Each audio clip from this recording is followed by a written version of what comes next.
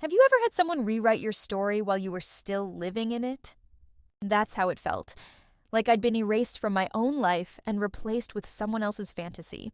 I keep replaying that moment in my head over and over, trying to find the exact second everything broke. It wasn't the day I found the letters. It started way before that, with small things that only made sense later.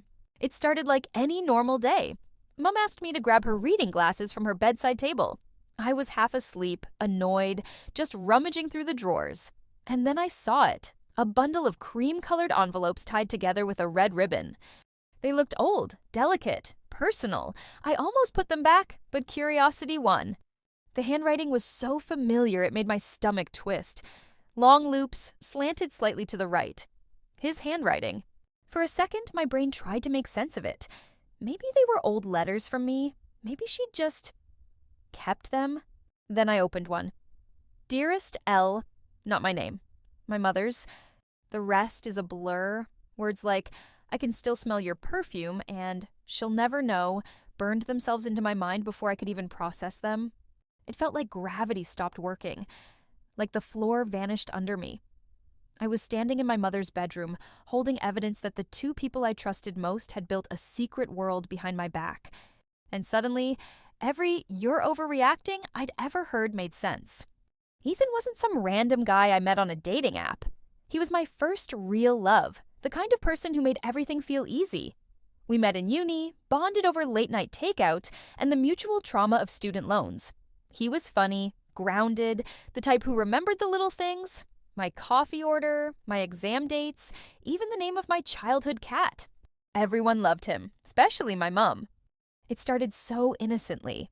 He'd help her carry groceries in, fix small things around the house, charm her with that polite warmth he had.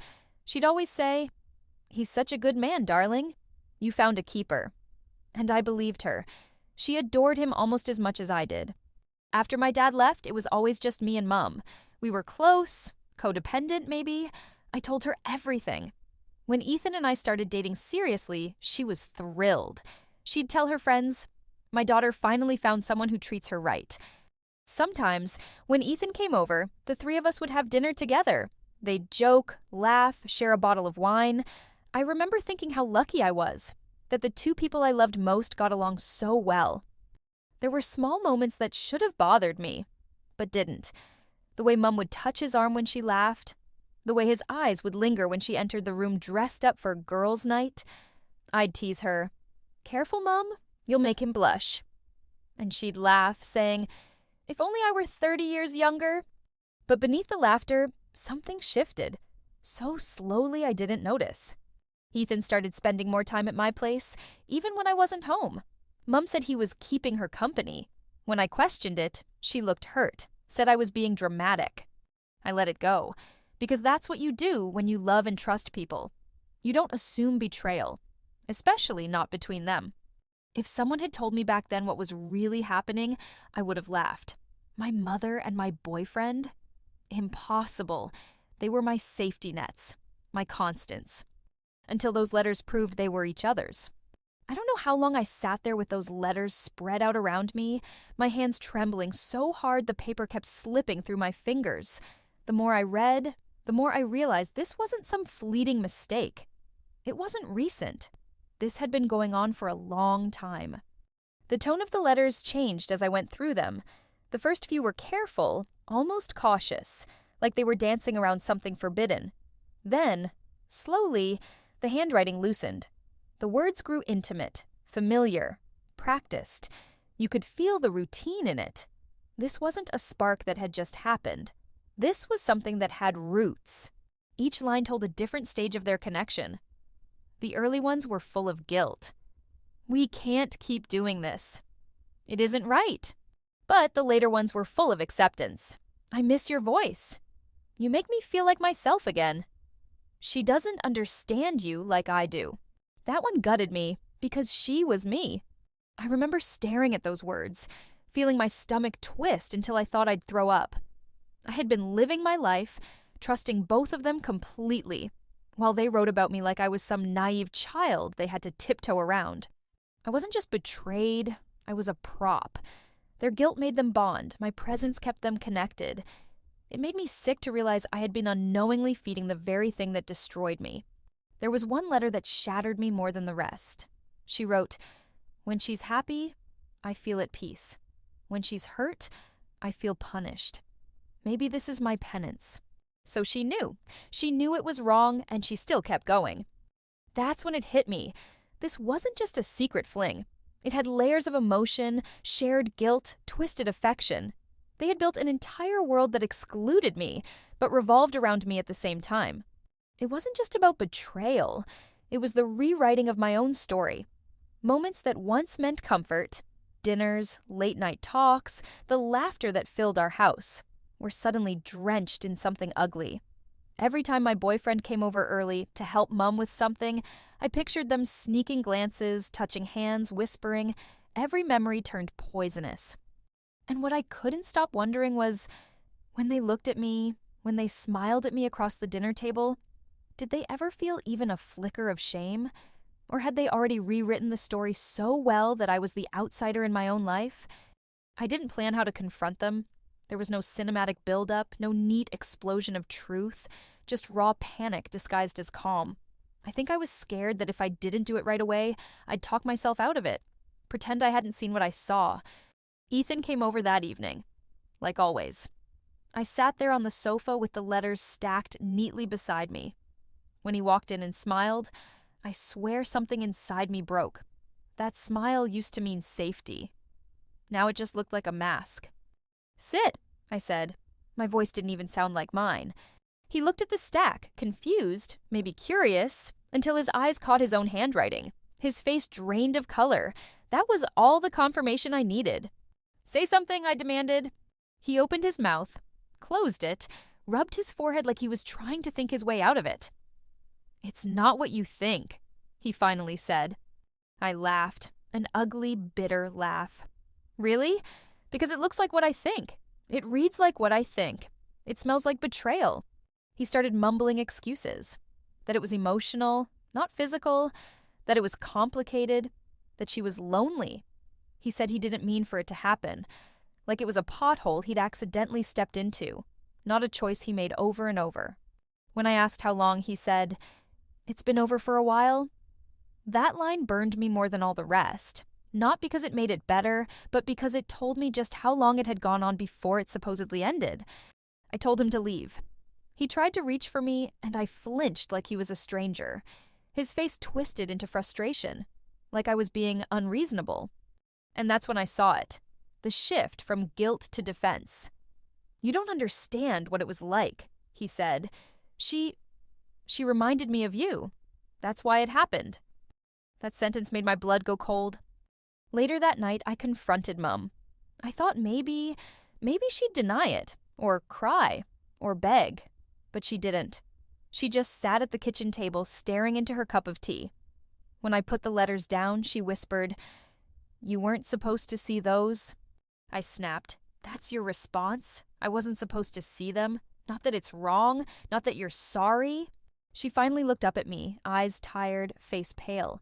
"I didn't plan it, sweetheart. It just happened." I could barely breathe. "He's my boyfriend." "I know." There was no emotion in her voice, just exhaustion.